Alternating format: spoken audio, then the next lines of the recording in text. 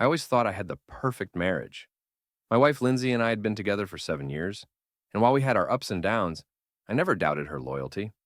Until one day everything changed. It started with something small, a random pop-up on my computer while she was using it. She quickly closed it, brushing it off as some junk ad. I didn't think much of it at first, but the uneasy feeling in my gut lingered. A couple of weeks later, I came home early from work, hoping to surprise her. But instead, I ended up being the one surprised. As I walked into our living room, I heard the faint sound of moaning coming from our bedroom. I froze, heart pounding in my chest. Was she cheating on me? I rushed upstairs, dreading what I might find. The door was slightly ajar, and there she was, sitting in front of her laptop. But there was no man, no lover in our bed. She was alone, but what I saw on her screen made my stomach drop. She was streaming on a tricatum site. At first, I couldn't process it. I stood there, silently watching as she laughed and flirted with strangers on the internet, completely unaware of my presence. The chat window on the side of the screen was flooded with comments, disgusting, explicit things, and she responded to them all with a smile. My Lindsay, my wife, doing this. I couldn't move. I couldn't breathe. My legs felt like they were cemented to the floor. All those late-night work calls and early morning yoga sessions suddenly made sense. She wasn't cheating on me in the traditional sense. Number. This was something different, something worse. She was exposing herself, our life, to thousands of strangers, and I was the fool who never noticed. When she finally saw me standing there, her face went pale. She quickly slammed the laptop shut, but it was too late. I had seen everything. "Mike, I can explain," she stammered, rushing toward me. But I couldn't hear her. I couldn't even look at her. My mind was spinning, racing to make sense of what I had just witnessed. Was this why she had been so distant lately? So preoccupied? "How long?" I finally managed to choke out.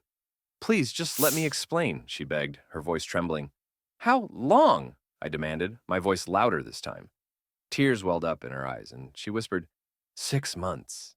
6 months. For half a year, the woman I loved, the woman I trusted more than anyone in the world, had been doing this behind my back. The betrayal was crushing. It wasn't just the act itself. It was the lies, the secrecy, the double life she had been living. While I was working late, busting my ass to provide for us, she was performing for strangers online. I stormed out of the room, barely able to control the rage and humiliation boiling inside me. She followed, begging me to stay, to listen, but I couldn't. I grabbed my keys and left, driving aimlessly for hours, trying to wrap my head around everything. The worst part wasn't even the streaming itself. It was realizing that, in some twisted way, I had been completely cut out of her life. I wasn't enough for her anymore, and she had found a new source of validation. Strangers online, faceless men who only cared about what she could offer them in those fleeting, virtual moments. Over the next few days, we barely spoke. She tried to explain that it was just a way to make extra money or a thrill, something that didn't mean anything. But it meant everything to me. It meant the destruction of the trust we had built. It meant the unraveling of the life I thought we shared. I don't know where we go from here. I don't know if I can ever look at her the same way again.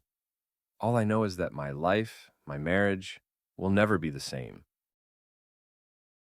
The days after discovering Lindsay's secret were a blur. I couldn't think straight, couldn't focus on anything but the image of her in front of that screen, performing for God knows how many strangers. I hadn't stayed in the house since the night I found out. I couldn't stand to be near her. Instead, I crashed at my buddy Sam's place, but even that felt wrong. How could I explain what was happening without sounding like a fool? We had a child together, our 4-year-old daughter, Emma. She was the light of my life, and the one thing that kept me grounded during all this. Every time I thought about leaving Lindsay, I thought about Emma. What would this do to her? How would she understand? It was on the 4th night after getting Emma from daycare that I had to go back to the house. She had been asking about Mommy for days, and no matter how angry or hurt I was, I couldn't keep them apart. Lindsay had been texting me nonstop since I left, begging me to talk, saying she was sorry, that it wasn't what I thought. But what was it then? I pulled up to the house, Emma chattering in the back seat, oblivious to the storm brewing between her parents. Her excitement about seeing Lindsay tugged at something inside me, a mix of guilt and bitterness. I unlocked the door and walked in, Emma rushing ahead of me, shouting, "Mommy!" Lindsay was in the living room, curled up on the couch, her face puffy and red from crying. When she saw Emma, her expression brightened, and for a second it was like nothing had happened. She scooped Emma up, hugging her tight.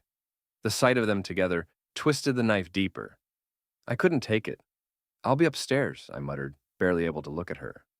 "Mike, please," she called after me, but I was already halfway up the stairs.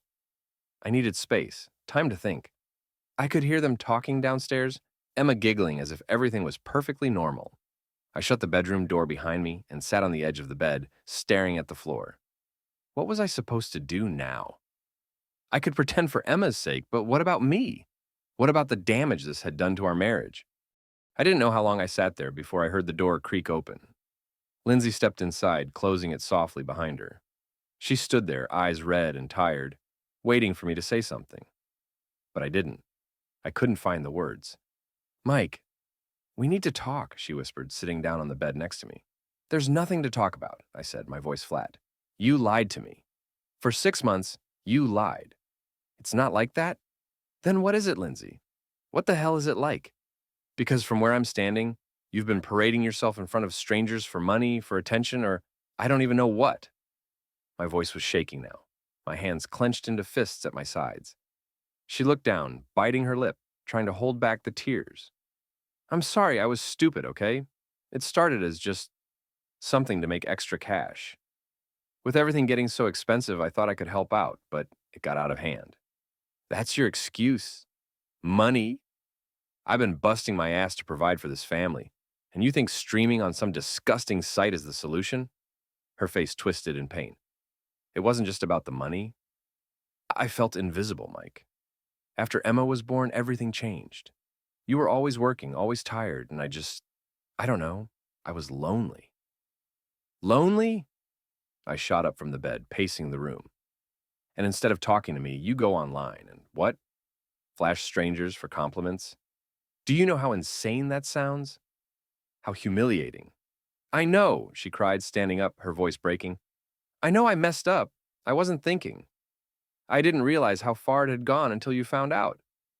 But it wasn't like I was cheating." I stopped dead in my tracks, turning to face her. "How is it not cheating, Lindsay?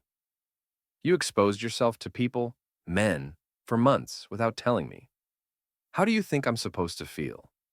She didn't answer, just looked at me, tears streaming down her face.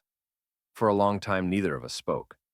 The weight of it all, the betrayal, the lies, it was suffocating. "I can't fix this, Mike," she whispered finally, her voice so small. "But I'm begging you, please don't walk away, not for me, for Emma. She needs us." Emma. My heart ached at the thought of her. So innocent in all this. She didn't deserve to be caught in the middle of her parents' mess.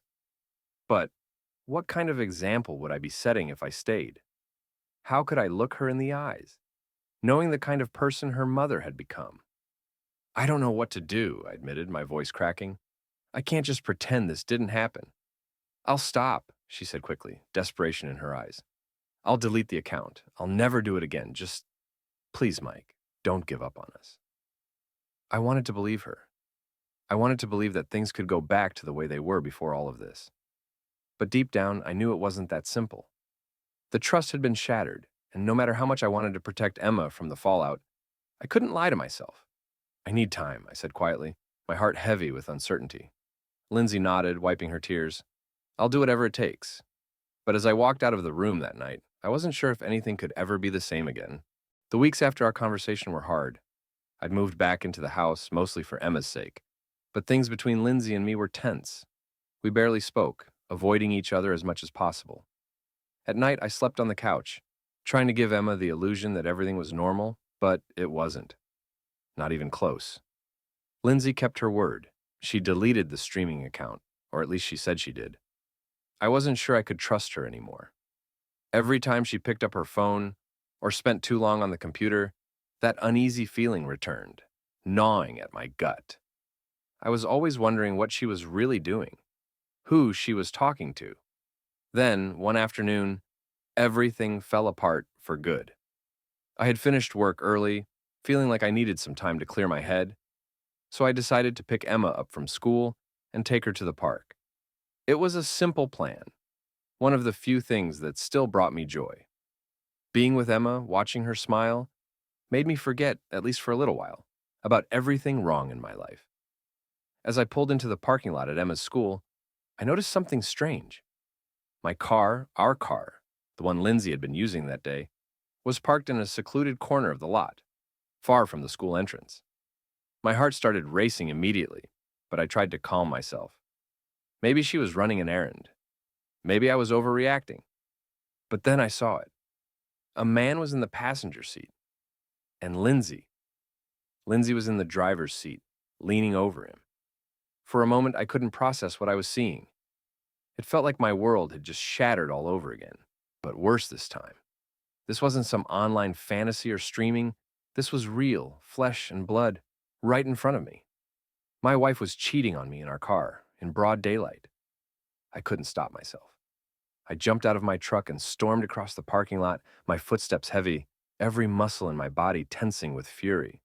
As I got closer, I could see them more clearly through the windshield. She was kissing him. His hand was wrapped around her waist, pulling her close. I pounded on the window so hard I thought I might break it. "What the hell is this?" Lindsay jerked away from the guy, her eyes wide with shock as she fumbled to roll down the window. The guy, some young-looking, cocky bastard I didn't recognize, just stared at me like a deer caught in headlights. "Mike, she stammered, her voice shaking, but I cut her off. "Get out of the damn car!" I yelled, my chest heaving with anger. Lindsay scrambled out, her face pale, her hands trembling as she tried to close the door behind her. The guy stayed put, his hands raised like he was surrendering, but I didn't care about him. All I could see was her, the woman I had loved, the mother of my child, standing there, completely exposed. "What the hell are you doing?" I demanded, my voice breaking with emotion. "Is this what it's come to now? First the streaming, now you're screwing around in our car with this guy?" Lindsay looked like she was about to cry, but I didn't care. She opened her mouth to say something, but I didn't let her. "Answer me!" I shouted, my voice louder than I'd ever heard it. "What kind of person are you? What kind of mother are you? Emma's inside that school right now, and this is what you're doing?" She flinched at Emma's name, her lip trembling. "I'm sorry," she whispered. I didn't mean for it to happen." "Didn't mean for what to happen, Lindsay? You didn't mean to end up in our car, making out with some guy while your daughter's in school? How does that happen by accident?" The guy finally stepped out of the car, holding up his hands like he was trying to defuse the situation. "Hey, man, I didn't know she was—" "Shut the hell up!" I snapped, taking a step toward him. "This is between me and my wife." He backed off immediately, but I wasn't done. I turned back to Lindsay, my chest burning with the betrayal, the humiliation. "I thought we were trying to fix this," I said, my voice cracking. "I thought you wanted to make things right for Emma." "I do," she cried, tears streaming down her face now. I'm sorry, Mike. I'm so sorry. I wasn't thinking—" "You weren't thinking?" I let out a bitter laugh, shaking my head. "That's all you ever say. You weren't thinking when you started streaming. You weren't thinking when you lied to me for months, and now this? How many times do I have to hear that before I realize you're never going to change?" She reached for me, but I stepped back, unable to bear the touch of her hand. "Don't," I warned, my voice low. "I can't do this anymore, Lindsay. I can't." For a moment, the parking lot was silent except for the sound of her quiet sobs. The guy stood awkwardly by the car, clearly wanting to be anywhere else but here. And me? I felt numb. Like the last bit of hope I had for us had been ripped out of me and thrown to the ground. "Go pick up Emma," I said finally, my voice cold. "I'm going home to pack my things." "Mike, please, just go," I interrupted, my eyes narrowing. "I'll figure out how we're going to explain this to Emma later, but right now I can't even look at you." She didn't say another word, just turned and walked toward the school, wiping the tears from her face. I stood there for a while, watching her go, feeling the last piece of our marriage crumble away. And just like that, it was over. The lies, the betrayal, It was too much. She'd pushed me too far, and there was no coming back from this. Not for me, not for our marriage, but for Emma. I didn't know how I was going to make this right for her. All I knew was that, from now on, everything would be different. After that day in the parking lot, I knew things could never go back to the way they were. Lindsay had destroyed whatever trust was left between us, and while I kept it together for Emma, the anger and betrayal simmered just beneath the surface. Every time I saw Lindsay, I felt it, like a punch to the gut, a constant reminder of how low she had sunk. She tried to talk to me a few times, to apologize, to explain why she had done what she did, but I didn't want to hear it. I didn't care about her excuses, the streaming, the lies, and now catching her with that guy in our car. There was no coming back from that. I was done being the fool. What she didn't know is that I was planning something of my own. You see, I'm not the type to let someone walk all over me. I spent weeks thinking about what I'd do next. I couldn't just walk away from this without making sure she felt at least some of the pain I did. I knew it wasn't right. Part of me felt guilty even. But I couldn't shake the urge for revenge. It all started with her phone. Lindsay had left it on the kitchen counter one night, and I saw it as an opportunity. She was in the shower, so I had a few minutes to snoop. I'd never done anything like this before, but desperate times call for desperate measures. I knew her password. Of course, she never changed it. That was her first mistake. The second was thinking I wouldn't find anything, but I did. Messages, photos, videos, everything I needed to confirm that what I'd seen in the car wasn't a one-time thing. She had been seeing this guy for weeks, maybe longer, and it wasn't just him. There were others, flirty texts, suggestive photos, sent to men I didn't even know. It made my blood boil. My hands shook as I scrolled through her phone, but instead of confronting her right then and there, I decided to play it smart. I forwarded everything, the texts, the pictures, the videos, to my email. I wasn't going to confront her until I had all the cards in my hand, and I wasn't going to just ruin things for her personally. I was going to make sure her little streaming secret became everyone's problem. The next day, I made a few calls. I contacted a lawyer, laid out what I had, and started the paperwork for divorce. I wanted full custody of Emma. There was no way I was going to let her grow up around Lindsay's chaos. The lawyer agreed that, with the evidence I had, we had a strong case. She wasn't just unfaithful. She was reckless, and I had the proof to back it up. Next, I paid a visit to the one person I knew Lindsay wouldn't want involved, her boss. She worked for a small marketing firm, and while her boss, Andrea, wasn't the friendliest person, she valued professionalism. Lindsay had been bragging about how well things were going at work, but I wondered how Andrea would feel if she knew her star employee was streaming on XXX sites in her spare time. It wasn't hard to find Andrea's email. I drafted a simple message, attached a few choice screenshots from Lindsay's phone, nothing explicit, just enough to suggest she wasn't living up to the company's values, and hit send. I knew it wouldn't take long for Andrea to deal with it. People like her didn't take risks when it came to the company's reputation. But the real revenge, the one that made everything worth it, came when I sent everything I had to Lindsay's family.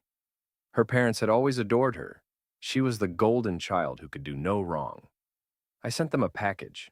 It included screenshots from the streaming site, messages from the guy she had been sneaking around with, and a letter explaining everything that had happened. I didn't sign the letter. I didn't need to.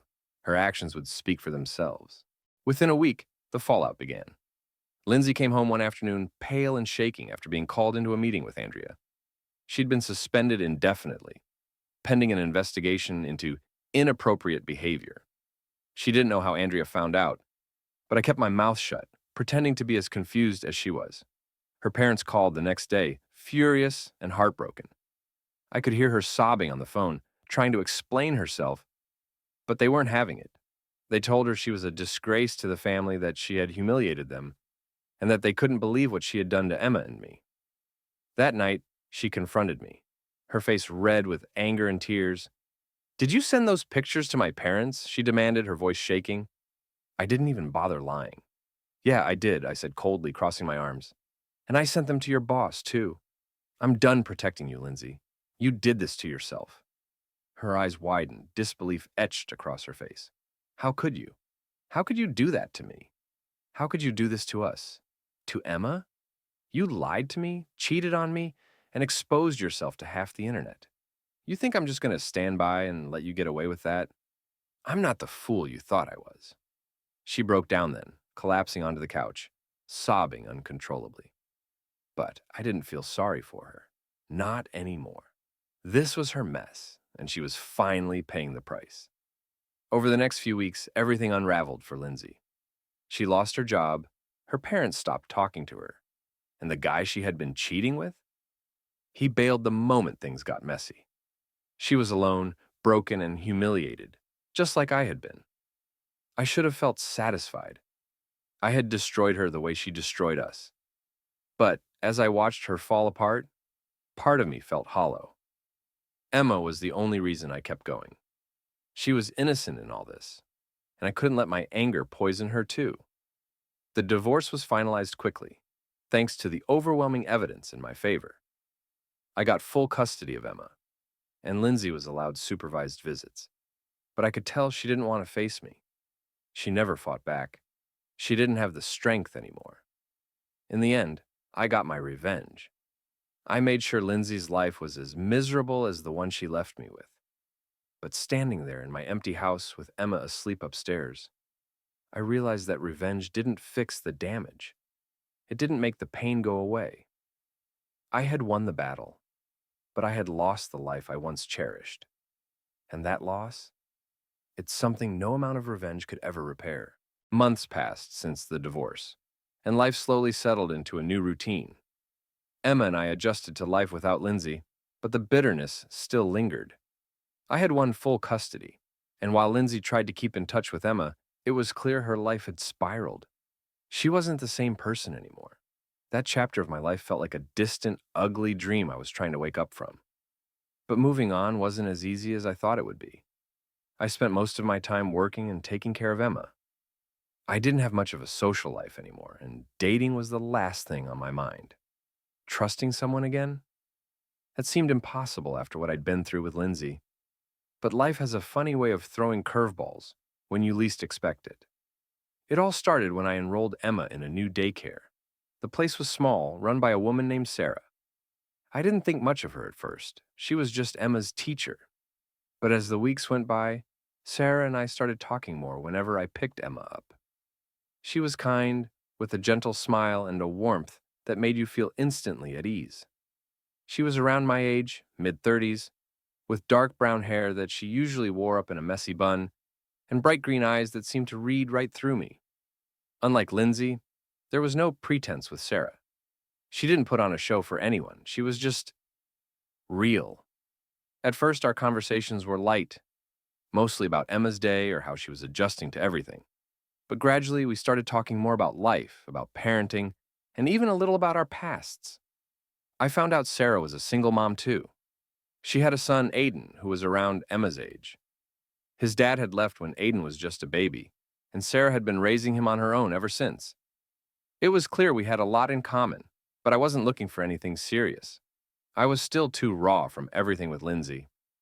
Still, I couldn't help but notice how easy it was to talk to Sarah, how she made me laugh, how she made me feel normal again. One Friday after picking up Emma, Sarah mentioned that she and some of the other parents were planning a small get-together at the park that weekend. It was nothing formal, just a chance for the kids to play while the parents hung out. I hesitated, feeling like maybe I wasn't ready to jump back into any kind of social life, but Emma's excited face made the decision for me. "Hi, Daddy, can we go? Please," Emma begged, bouncing up and down with that infectious energy only a 4-year-old can muster. All right, I chuckled. "We'll go." That Saturday, the weather was perfect. Clear skies and a soft breeze.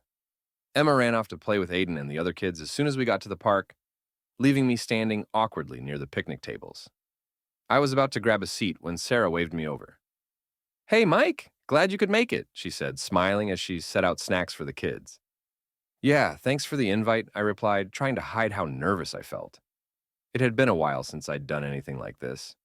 Socializing, being around people, without feeling like a broken mess. We ended up spending most of the afternoon together, talking and laughing as the kids played. It felt nice, normal. Sarah had a way of making me forget about the weight I'd been carrying for so long. I found myself looking forward to her company more than I'd expected. As the day wound down and the sun began to set, Emma ran up to me, her cheeks flushed from running around. "Daddy, can we stay a little longer? Please?" "Actually, I think it's time to get home, kiddo," I said, ruffling her hair. "You've got to be exhausted." Emma pouted for a second, then turned to Sarah. "Can we play with Aiden again soon?" Sarah smiled, glancing at me. "Maybe we can plan something for next weekend." I nodded, realizing I didn't mind the idea of spending more time with her. "Yeah, I think we can do that." Over the next few weeks, we did just that. We had a couple more playdates with the kids, and each time, Sarah and I grew a little closer. I could feel myself opening up to her in ways I hadn't with anyone since the divorce. She wasn't pushy, and she didn't pry into my past. She just listened, shared her own struggles, and somehow made me feel like I wasn't alone in this mess. But it wasn't until one late afternoon when everything changed. We had just finished another playdate at the park, and the kids were running ahead of us toward the car. As we walked, Sarah turned to me, her expression more serious than usual. "I've been meaning to ask, how are you holding up? I mean, really?" she said softly. I hesitated, not sure how to answer. "It's been hard," I admitted. "I thought I'd be over it by now, but sometimes it still hits me, you know?" She nodded, understanding in her eyes. "Yeah, it's not something you just get over. It takes time." I stopped walking, turning to face her. "I don't know if I'll ever trust anyone again. After everything Lindsay did, it's hard to even think about letting someone else in." Sarah stepped closer, her voice gentle. "You don't have to rush into anything, Mike. But just so you know, I'm not her. I'm not here to hurt you." Her words hit me like a ton of bricks. She wasn't pushing for more, wasn't trying to replace anything I'd lost. She was just there. And for the first time in a long time, I realized I wanted to let her in. "I know," I said quietly, my heart racing. "I'm just scared." Sarah smiled softly, reaching out to take my hand. "We can take it slow, no pressure." In that moment, standing there in the fading light with Sarah holding my hand, I felt something I hadn't felt in a long time. Hope. Maybe, just maybe, there was a chance for something good to come out of all this pain. As we stood there watching Emma and Aiden laugh and play in the distance, I realized that my life wasn't over. It had been broken, shattered even. But piece by piece, I was rebuilding it. And maybe, just maybe, Sarah was going to be part of that new beginning. It had been a few months since things started getting serious with Sarah. We kept it slow, like she promised. But there was no denying the spark between us. Emma adored her, and Aiden and Emma became inseparable. It was almost too good to be true. Like after all the hell I'd been through with Lindsay, life had finally thrown me a lifeline. But if there was one thing I'd learned, it was that peace never lasts forever. One evening, Sarah and I were having dinner at my place. The kids were upstairs watching a movie, their laughter echoing through the house. Sarah was telling me about some new program she was starting at the daycare when my phone buzzed on the counter. I glanced at the screen, my heart sinking when I saw the name. It was Lindsay. I hadn't spoken to her in weeks. Her supervised visits with Emma had become less frequent, and every time I saw her, she seemed more distant, more unhinged. I swiped the phone and sent the call to voicemail, trying to brush it off, but the uneasy feeling in my gut wouldn't go away. "You okay?" Sarah asked, noticing the change in my expression. "Yeah, it's nothing," I said, forcing a smile. "Just Lindsay being... Lindsay." Sarah raised an eyebrow but didn't press. "If you need to talk about it..." "I don't," I cut her off, more sharply than I intended. "I'm sorry, it's just... she's been unpredictable lately." Sarah nodded, her hand resting on mine. "I get it, but you don't have to go through it alone, you know?" Her words were comforting, but the buzzing of my phone broke the moment. Another call from Lindsay. I sighed, standing up and grabbing the phone. I should probably see what she wants. I stepped out of the kitchen and answered the call, keeping my voice low. "What do you want, Lindsay?" Her voice was shaky, almost frantic. "Mike, I need to see you. It's important." "Now's not a good time," I replied, glancing back toward Sarah. "If it's about Emma, we can discuss it during the next visit." "No, Mike, listen to me. This isn't about Emma. I'm in trouble," she whispered, her voice barely audible over the sound of her breathing. "There's someone after me." A chill ran down my spine. What the hell are you talking about? I don't have time to explain everything, she continued, her words rushed. I got involved with someone dangerous. He's after me, and I think he knows where you live. I felt a jolt of panic. What do you mean he knows where I live? Lindsay, what the hell did you get yourself into? I messed up, okay? She cried. But you need to be careful. He's crazy, Mike. Please, you have to help me. Before I could say anything else, the line went dead. I stood there, frozen for a moment, my heart racing. Lindsay was always dramatic, but this felt different. There was fear in her voice, genuine fear, and that scared the hell out of me. I headed back into the kitchen, trying to keep my voice steady. I need to step out for a bit. Sarah looked up, concern etched across her face. Is everything all right?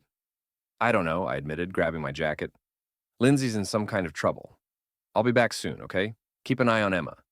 Sarah nodded, but I could see the worry in her eyes. Be careful, Mike. I rushed out the door and drove to the address Lindsay had texted me earlier. It was a rundown motel on the edge of town, the kind of place where you'd expect trouble. My stomach tightened as I parked and approached the room number she had given me. I knocked on the door, my hand shaking slightly. There was no answer at first, but then I heard a soft rustling from inside.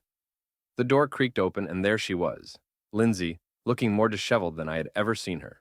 Her eyes were bloodshot, her hair a mess, and she had bruises on her arms. Mike, she whispered, pulling me inside. You shouldn't have come. What the hell's going on, Lindsay? I demanded, my voice low. Who did this to you? She closed the door behind me, locking it. His name's Eric. We met online a few months ago. He seemed nice at first, but then things got out of hand. I found out he was into some serious criminal shit, drugs, weapons. I tried to cut things off with him, but he didn't take it well. I ran a hand through my hair, trying to process everything. And now he's after you? Does he know about Emma? She nodded, her eyes wide with fear. That's why I called you. He's been watching me, Mike. He knows where you live, where Emma goes to school. I'm so sorry, I never meant for this to happen, but suddenly there was a loud bang on the door, followed by a deep voice. Lindsay, open the damn door. Her face went pale. Oh God, he's here. I felt a surge of adrenaline. Stay back, I whispered, stepping in front of her. My mind raced as I looked around the room for something to defend myself with. There was nothing, just a crappy motel chair and a broken lamp. The banging grew louder. Lindsay, I know you're in there with him. Open up, or I'll break this door down. I grabbed the chair, gripping it tightly as I positioned myself near the door. My heart was pounding in my chest, but there was no time to think. I had to protect her, for Emma's sake, if nothing else. With one final crash, the door burst open and a man barged in, tall, muscular, and wild-eyed. He was clearly on something, his movements jerky and erratic. His eyes locked on me, and a twisted smile spread across his face. You must be Mike, he sneered, taking a step forward. I've heard all about you. Before he could make another move, I swung the chair as hard as I could. It connected with his arm, knocking him back, but he barely flinched. Instead, he lunged at me, grabbing me by the shirt and slamming me into the wall. The wind was knocked out of me, and I struggled to push him off. Mike! Lindsay screamed, but she was frozen in fear. I managed to shove him off me just long enough to get a few feet of space. My mind was racing. This guy was stronger than I anticipated. I had to be smarter, quicker. Just then, Eric pulled something from his waistband, a knife. My stomach dropped. You think you can come between me and her? He snarled, waving the blade in front of him. You don't know who you're messing with. I backed up slowly, my eyes on the knife. You need to leave, man. This has nothing to do with me. Oh, it does now, he growled, advancing toward me. Just as he was about to strike, I ducked to the side, grabbing the broken lamp and smashing it over his head. The force sent him stumbling backward, blood trickling down his face, but he didn't go down. He rushed me again, but this time, I was ready. I tackled him to the floor, pinning him down as he thrashed beneath me. Lindsay screamed, Stop! Mike, you're going to kill him! But I didn't care. All I saw was red. This guy had threatened my daughter, threatened my family. I wasn't going to let him walk away. With one final punch, Eric's body went limp. I stood up, breathing heavily. my fists shaking. He was out cold, blood pooling beneath him. I turned to Lindsay, who was huddled in the corner, tears streaming down her face. "We need to call the police," I said, my voice hoarse. She nodded, her whole body trembling. "Mike, I'm sorry." But I wasn't listening anymore. I pulled out my phone, dialing 911 as I stared down at Eric's unconscious body, wondering how the hell we'd gotten here. All I knew was that I'd do anything to protect Emma, even if it meant crossing a line I never thought I'd cross. The police arrived quickly, lights flashing outside the dingy motel as officers swarmed the room. Eric was still unconscious when they cuffed him, blood dripping from the gash on his forehead, where I had hit him with the lamp. It felt surreal, standing there as they read him his rights. Lindsay huddled in the corner, trembling, as they took statements from both of us. An officer approached me, his face serious. "You all right, sir?" I nodded, though my hands still shook. "Yeah, I'm fine. Just protecting my family." "Seems like you did more than that," the officer muttered, glancing at Eric's limp body being dragged out on a stretcher. "Guy's lucky you didn't finish him off." I didn't respond. I couldn't. The adrenaline was still coursing through my veins, and I couldn't shake the image of Eric lunging at me with that knife, or the way I felt as I brought him down. I wasn't proud of it, but deep down, I knew I'd do it again if I had to. Emma came first. Always. After a long couple of hours, they let us go. They told me they'd be in touch about pressing charges, but for now, I was free to leave. Lindsay was silent the entire ride back to my house, her eyes red and swollen from crying. I didn't have the energy to argue with her. I just wanted to make sure Emma was safe. When we pulled into the driveway, I saw Sarah's car parked outside. She must have stayed after putting the kids to bed. I wasn't sure how to explain this to her, how to tell her that my past with Lindsay had just exploded into my present. I opened the front door quietly, trying not to wake Emma, and Sarah was waiting in the living room, her face full of worry. "Mike, what happened?" she asked, standing up. Lindsay shuffled past us, not saying a word, heading upstairs to the guest room without even glancing in Sarah's direction. I sighed, running a hand through my hair. "It's a long story." Sarah looked from me to the stairs where Lindsay had disappeared, and I could see the concern and confusion in her eyes. "Tell me everything," she said softly, walking over and placing a hand on my arm. "I've been worried sick." We sat on the couch, and I told her everything, about Lindsay's call, about the guy, about the fight. I could see Sarah's expression shifting from concern to shock as the story unfolded, and when I finished, she just stared at me, speechless. "I didn't know what else to do," I said, my voice hoarse. "He threatened Emma. I had to protect her." Sarah shook her head slowly, her eyes wide. "You did the right thing, Mike. It's just, I didn't realize things with Lindsay were this dangerous." "I didn't either," I admitted. "She got involved with this guy. Someone dangerous. And now it's spilled over into our lives. I never wanted this, Sarah. I didn't want to bring this chaos into your life." She took a deep breath, her hand still resting on mine. "You didn't bring it here, Mike. Lindsay did. And none of this changes how I feel about you." I looked at her, the weight of everything I'd been carrying suddenly feeling heavier. "How can you say that? I'm a mess. My life's a mess. You and Aiden, you deserve better than getting caught up in my drama." Sarah leaned closer, her green eyes locked on mine. "Mike, you're a good man. You're doing everything you can to protect Emma. And that's what matters. I knew when we started this that things wouldn't be easy, but I'm not going anywhere."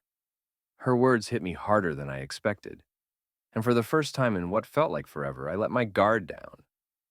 I pulled her into my arms, holding her close, the warmth of her body against mine calming the storm that had been raging inside me.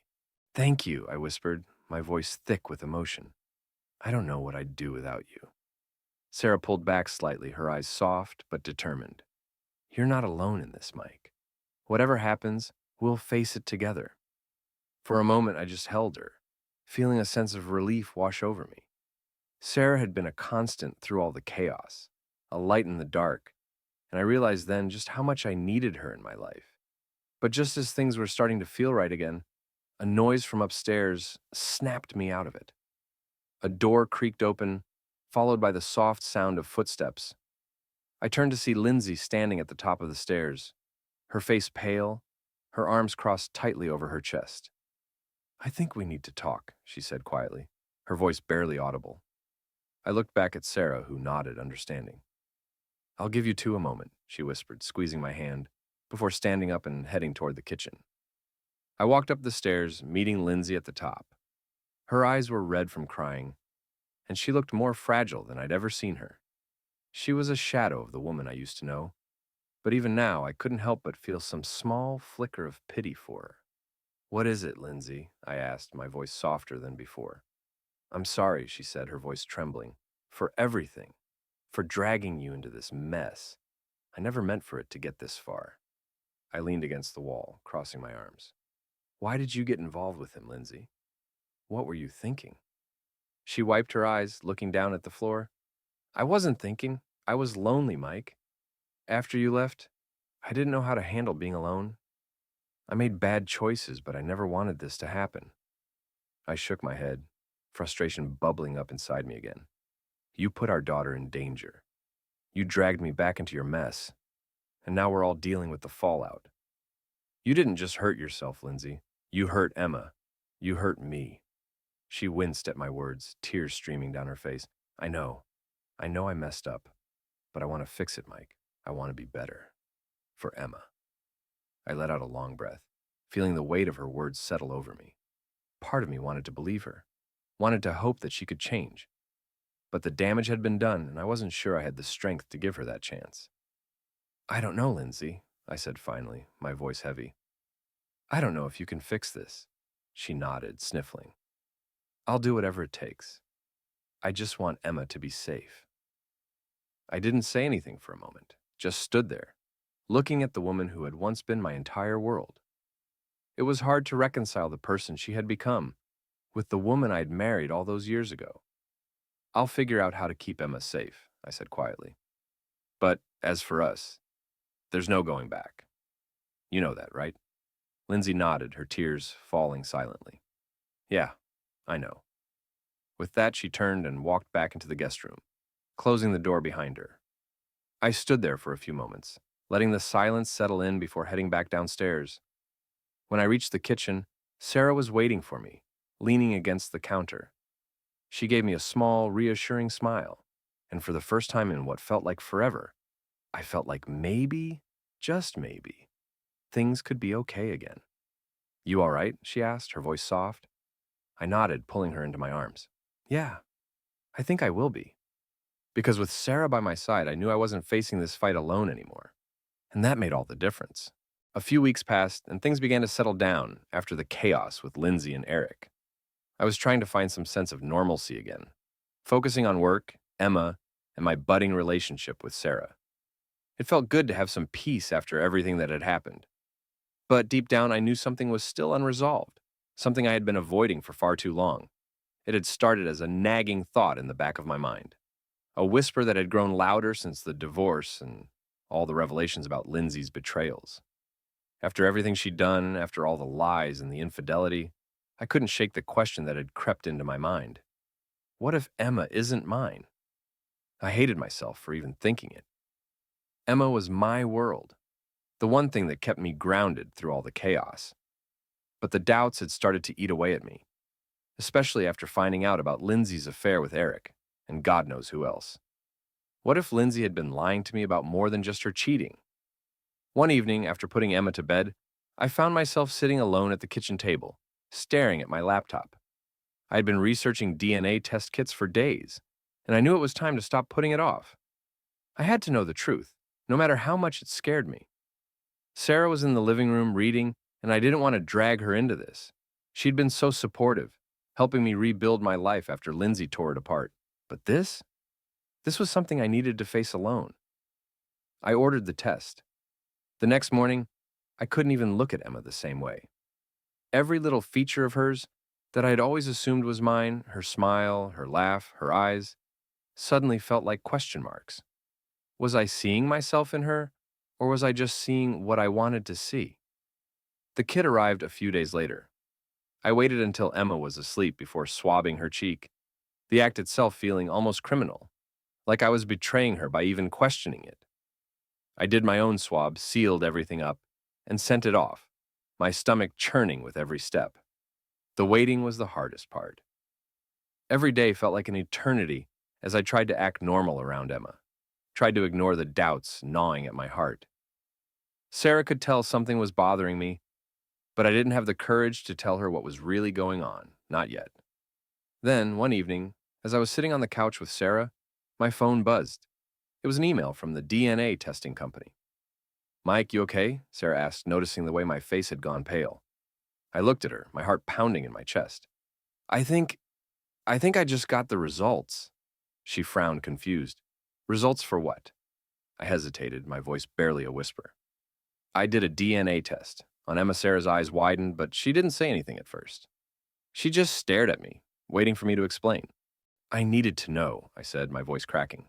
After everything with Lindsay, after all the lies, I just couldn't stop wondering if she'd been lying about Emma, too. Sarah reached for my hand, squeezing it tightly. "Mike, whatever those results say, it doesn't change anything. Emma's your daughter." I nodded, though I wasn't sure if I believed that. I had to know the truth.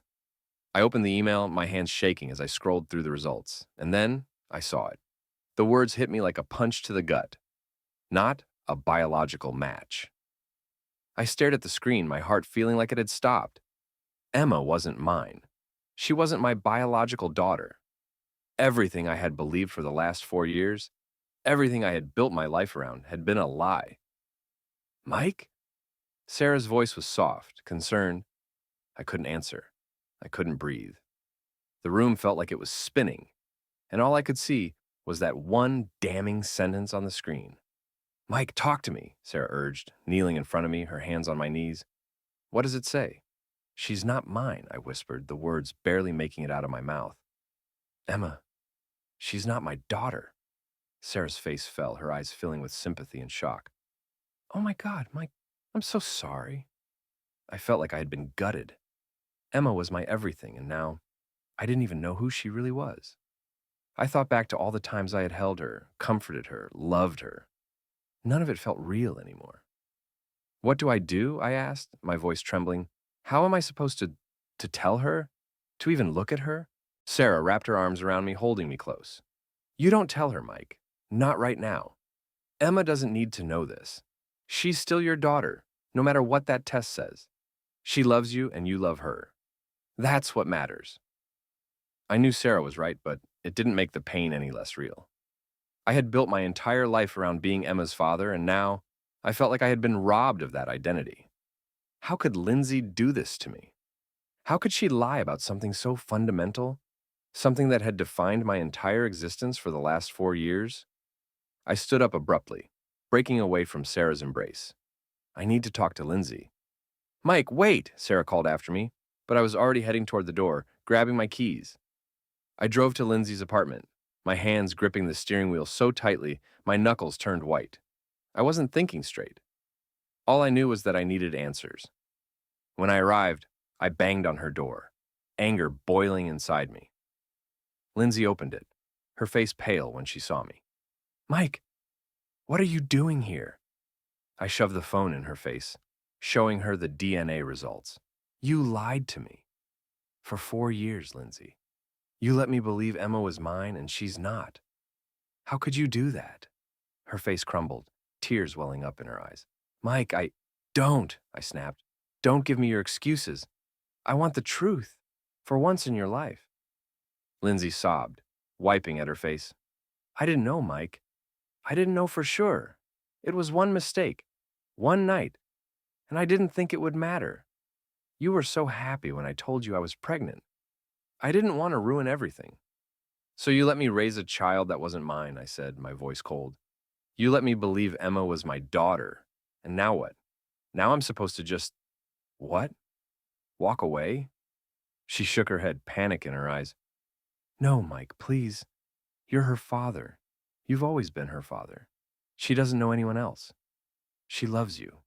Don't take that away from her." I stood there, breathing heavily, my mind racing. Lindsay was right about one thing.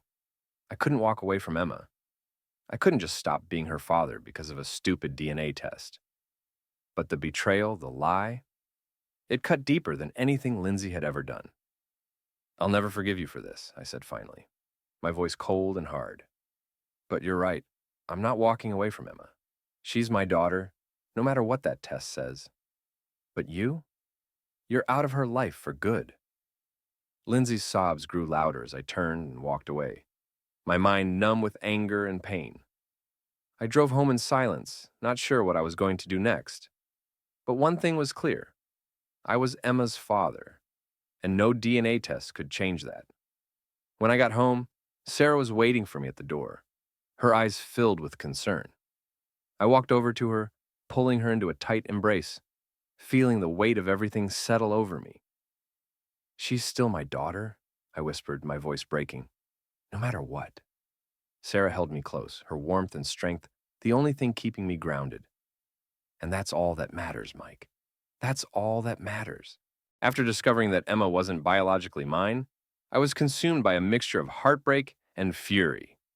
Every time I looked at Emma, I saw the innocence in her eyes, a child who knew nothing of the lies and deceit swirling around her life.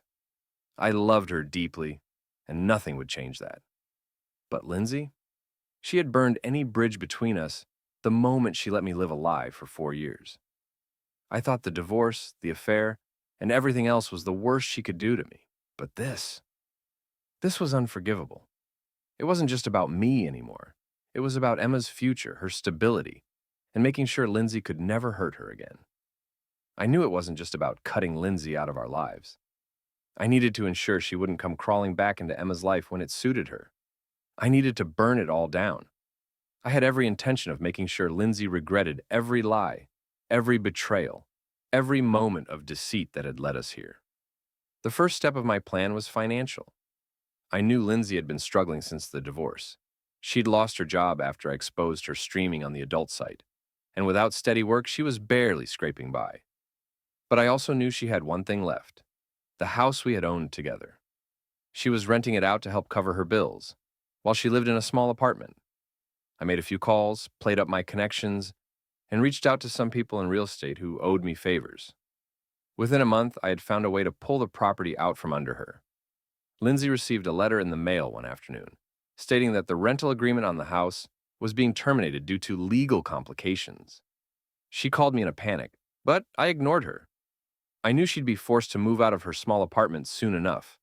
Without the extra income from renting out the house, she wouldn't be able to afford much. I wanted her to feel that desperation, the fear of losing everything she thought she could hold on to. But that was just the beginning.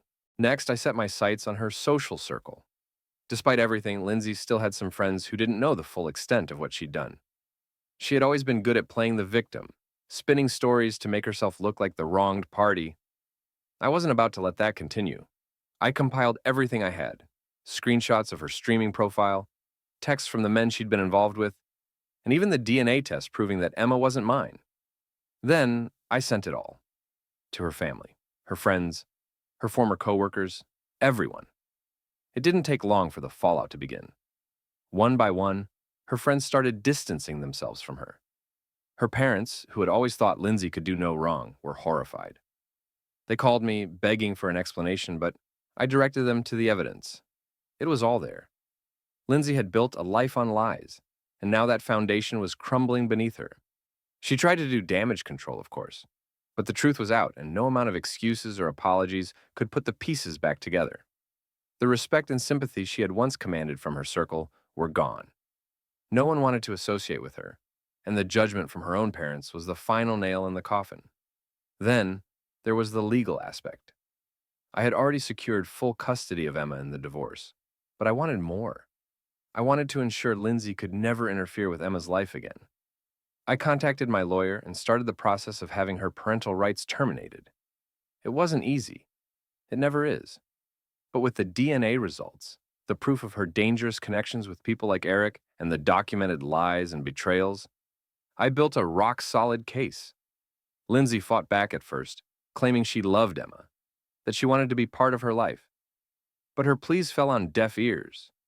The judge saw through her facade. By the end of the hearings, it was clear that Lindsay was not fit to be a mother. Her rights were revoked, and Emma was officially mine legally, if not biologically. The look on Lindsay's face when the judge made the final ruling was one I would never forget. She was shattered, completely and utterly defeated. She knew there was no coming back from this. The last part of my plan was the most personal. I waited until Lindsay was at her lowest, until she had lost everything: her home, her friends, her family, her child. Then, I made one final move. I visited her. It wasn't easy finding her, but I eventually tracked her down to a rundown motel on the outskirts of town. She had nowhere else to go, living out of a single suitcase. When I knocked on the door, she opened it, her eyes bloodshot, her face hollow. "Mike, what are you doing here?" she whispered, her voice weak.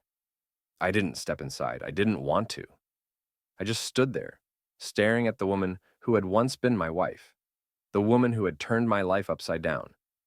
"I wanted you to know something," I said, my voice cold. "It's over, Lindsay. Everything. You have nothing left.